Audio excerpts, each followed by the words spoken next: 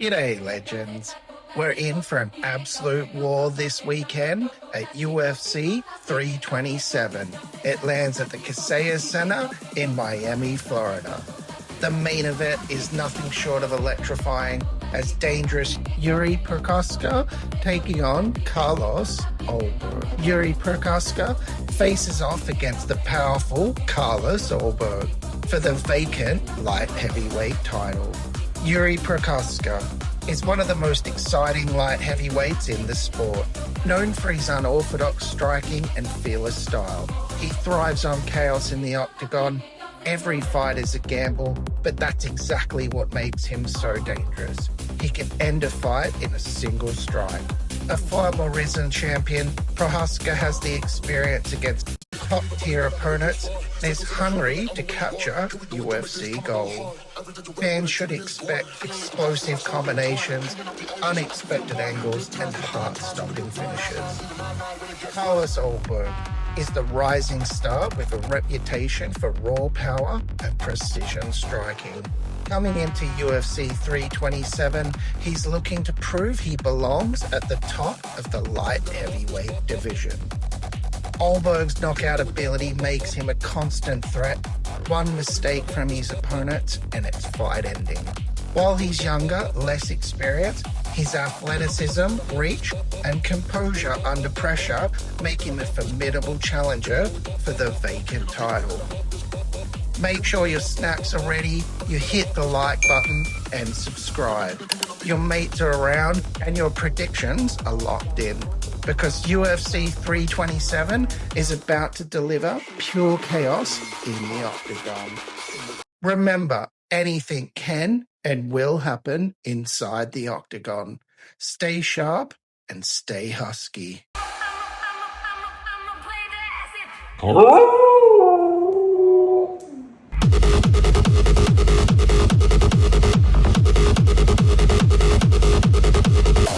Let's get into it.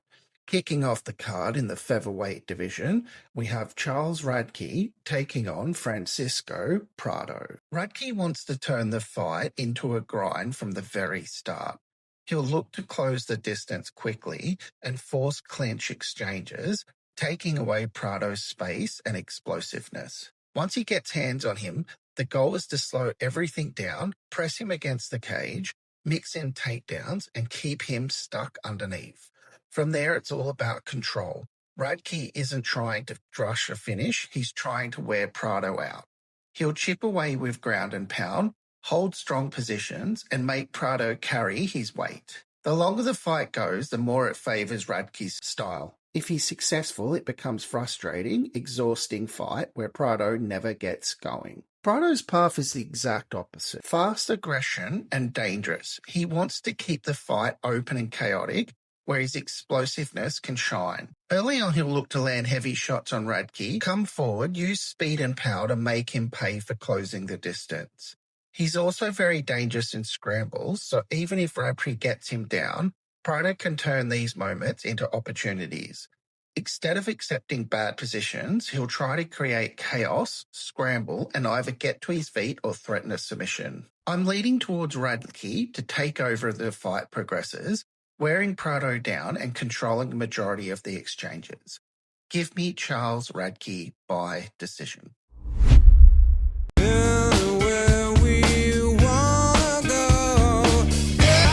In the middleweight division, we have Kelvin Gastelum versus Vicente Luque. Gastelum wants to keep things controlled and measured and not make it chaotic.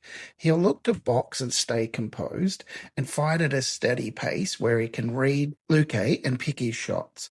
The key to him is not getting dragged into a war.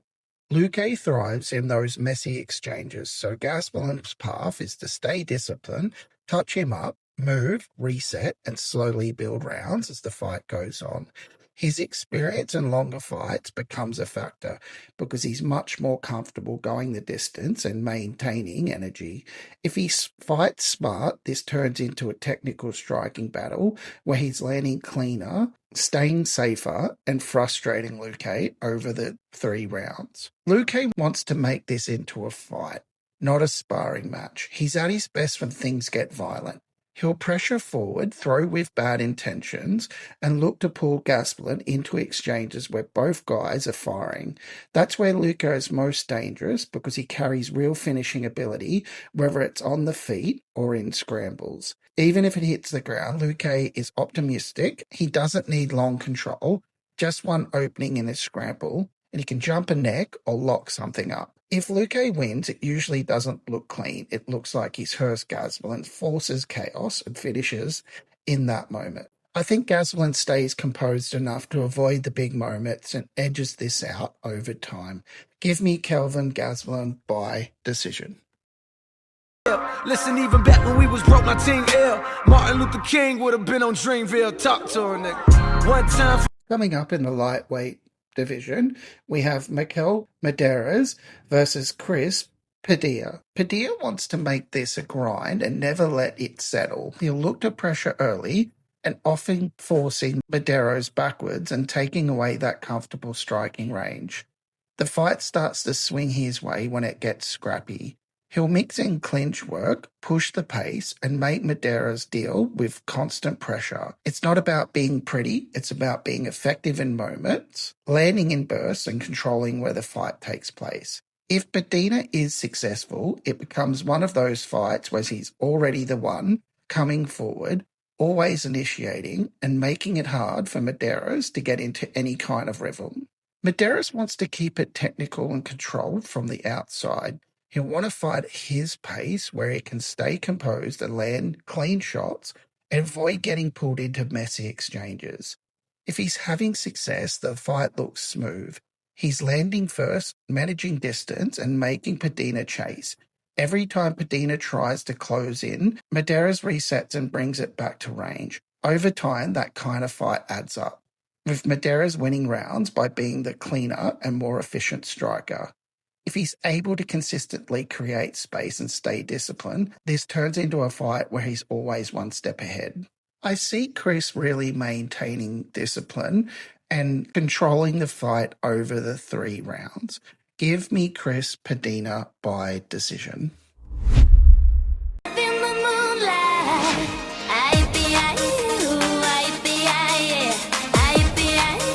In the women's strawweight division, we have Tatiana Suarez taking on Lupe Godinez. Tatiana wants to waste no time closing the distance and completely shutting down the striking side of things. She'll walk forward, initiate the clinch, and patiently work her way into takedowns rather than forcing anything sloppy. From there, she doesn't need to rush. She can threaten submissions, but she's just as comfortable controlling and draining her opponent over the course of the round. It becomes suffocating, and once she establishes that rhythm, it's incredibly hard to break. Lupe wants to keep the fight fast, scrappy, and uncomfortable. She needs to stay active on the feet, using movement and combinations to avoid getting backed into clinch situations. The early moments are critical. If she can defend those first few takedowns, she can start forcing Suarez to reset and work harder when she wants to. If the fight does hit the ground, she can't afford to settle. Immediately scramble, constant movement, and getting back to her feet are key. The longer she stays underneath, the worse it gets. Lupe will have moments early on where her speed and activity show, but as the fight progresses, Suarez's ability to chain wrestle and maintain control should start taking over. Give me Tatiana Suarez by decision.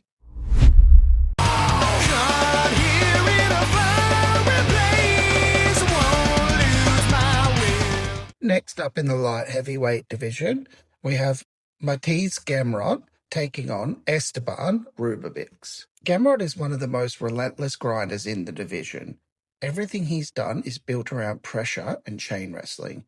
He doesn't just shoot and reset. He'll shoot, switch to a single, run the pipe, push you to the cage, and if that fails, he's already transitioning to the next attempt. It's constant, and that's what breaks fighters mentally as much as physically. On the feet, Gamrot is functionally sound, but not dangerous. He uses his striking to close distance, low kicks, feints, and blitzes, but very hittable. When he enters, he can be a bit predictable, and cleaner strikers have had success catching him coming in. That's the trade-off with him. High output wrestling, but opening on the feet. Ribovics is a completely different problem. He's a sharp, aggressive striker who throws with speed and intent.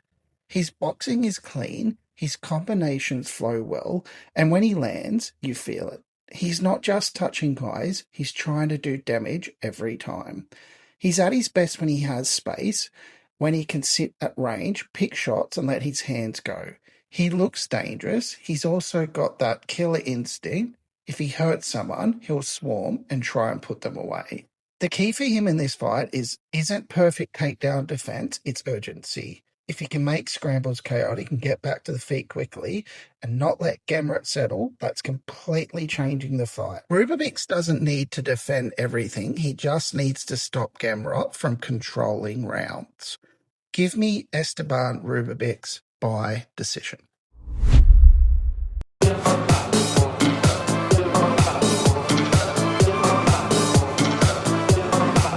In the featherweight division, we have Kevin Holland taking on Randy Brown. Holland is one of the most unpredictable fighters in the UFC. He's long, rangy, and extremely comfortable striking at distance. What makes him tricky is how loose and unorthodox he is. He'll switch stances, throw from odd angles, talk mid-fight, and just generally create chaos. He has some real power too, especially of his straight shots and counters. If you give him openings, he can crack you and end the fight quickly. His timing is probably the best weapon. He's very good at catching guys as they enter. On the ground, Holland is dangerous off his back. He's got legitimate submissions and he isn't afraid to attack with triangles, arm bars, or snatch something in scrambles. The issue is defensive wrestling. He can be taken down and controlled, and sometimes he accepts positions. Another thing with Holland is consistency. He can look amazing one round and then give minutes away the next. Whether it's getting too comfortable, playing around, or just not respecting the moment, it can cost him. Brown is very technical, composed striker. He uses length really well, long jabs, straight shots, and a lot of kicking at range. He's not as flashy as Holland, but he's more disciplined. He fights behind structure, keeps distance, picks his shots, and doesn't overextend. That makes him harder to hit clean compared to Holland, who's a bit more open defensively. Brown also mixes in clinch work nicely. He'll tie guys up, land knees, control against the cage, and just slow the fight down when needed. It's not always exciting, but it's effective for winning rounds. Grappling-wise, he's solid. Not a heavy wrestler, but he can mix in takedowns and, more importantly, stay safe. His biggest advantage here is composure.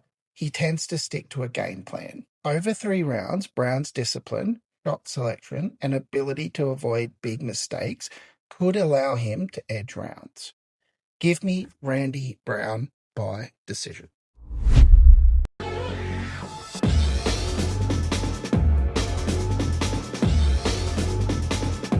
Next up in the featherweight division, we have Patricio Pitbull taking on Aaron Pico. Pitbull wins the fight through his experience, patience, and pushing mistakes, especially against Pico, who can overextend when he's pressured. He carries real power and doesn't need volume, so one clean counter or a quick submission in a scramble can instantly change the fight. What separates him most is his composure, staying calm in chaos and moments, and waiting for the right opening rather than forcing exchanges. For Pico, he wins the fight through his speed, pressure, and discipline, using his explosive boxing to put Pitbull on the back foot early. If he mixes in wrestling, he can disrupt Pitbull's timing and stop him from comfortably setting traps and counters.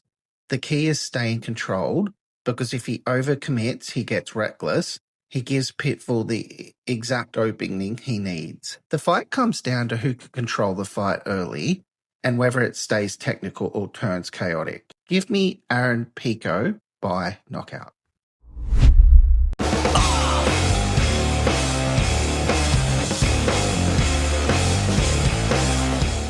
Starting the main event, we have Cub Swanson taking on Nate Landwehr. Cub wants to control the distance and tempo, making Nate pay for every aggressive step forward. His crisp combinations and ability to read entries let him land counters that can swing momentum instantly. By mixing punches and kicks and timing Nate's forward pressure, Cub can break through and finish with a knockout, or dominate long enough to take a clear decision if Nate survives the early storm. Nate wants to be relentless, pushing the action and forcing Cub into messy exchanges. He thrives in chaotic brawls, pressuring non-stop, mixing in knees, kicks and clinch work, and overwhelming opponents with sheer volume. If he can disrupt Cub's rhythm and drag it into back and forth war, Nate can win either a high output decision or a late KO against Cub, starts slowing down under the pressure. The fight comes down to pace and precision. If Cub can catch Nate early with sharp counters and maintain his striking rhythm, he has a real shot at a KO. Nate will always make it competitive by forcing scrambles and constant action, but Cub's timing give him the edge in the early to mid rounds. Give me Cub Swanson by knockout. Darling, we fall in love beneath the hills. Coming up next in the light heavyweight division, we have Dominick Reyes taking on Johnny Walker. Reyes wants to control the distance and tempo from the start, forcing Johnny to engage on his terms. He can use crisp straight punches and well-timed kicks to chip away at Johnny while keeping him from getting loose with his wild attacks. Reyes can also mix feints, counters, and sharp combinations, pushing Johnny every time he overextends. If he lands clean, shoots in sequence, he can end the fight with a KO or get the decision. Walker wins by turning the fight into a frantic, unpredictable battle. His success comes from pressuring non-stop, spinning attacks, and explosive kicks that force Reyes off rhythm. By keeping the pace chaotic, mixing up angles, and hitting in bursts, Johnny can overwhelm Reyes and even himself score a KO or take it to the judges for a decision. Reyes has the tools to pick Johnny apart and capitalize on openings if he keeps the fight measured, but Johnny's unorthodox attacks are always dangerous and can change the fight in a single sequence. Give me Dominick Reyes by knockout.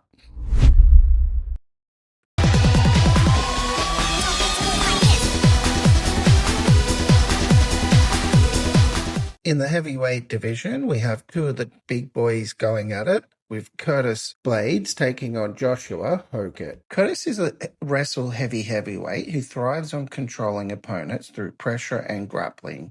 He pushes forward relentlessly, using takedowns and clinch control against the cage to dictate the pace. On the feet, he mixes short, sharp strikes with setups for takedowns, always looking to bring the fight to the ground where he can maintain top position and land consistent damage. His style is methodical and physical, relying on strength, timing, and control rather than flashy techniques. Hokit is a striker and he relies on movement, angles, and volume to keep opponents off balance.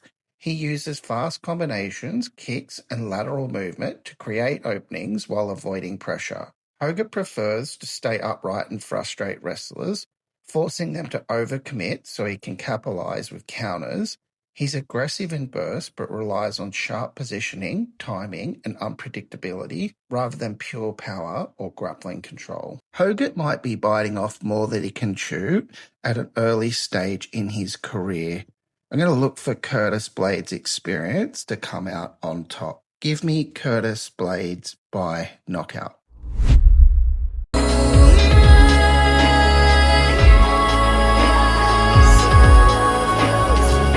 In the co-main event of the evening in the light heavyweight division, we have Azamat Murzakanov versus Paulo Costa. Azamat is calculated, methodical, and he blends striking with grappling. He uses range control, precise counters, and timing to create openings while minimizing risk.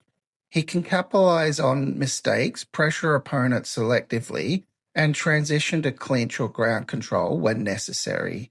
His style is disciplined and strategic, focusing on exploiting overcommitments rather than forcing chaotic exchanges. Costa is aggressive and he's a high-volume striker who can overwhelm opponents with forward movement, heavy hooks and combinations.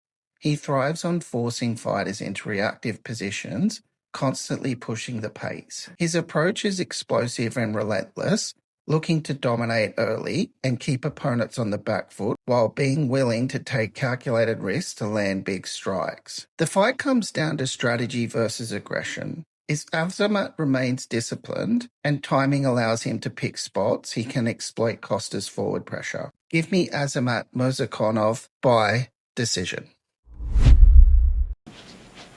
Because some damn fool accused you of being the best.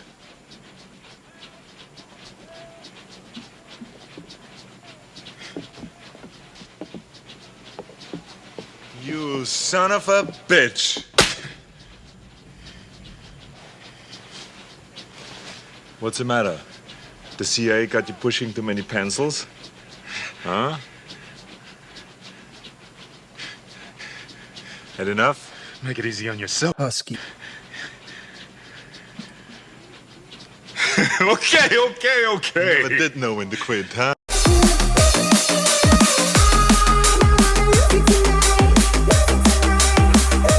And in the main event of the evening, in the light heavyweight division, we have the highly anticipated fight between Yuri Procházka and Carlos Ulberg. Yuri is an unorthodox, high-risk striker who thrives on dynamic movement, unpredictable angles, and explosive power.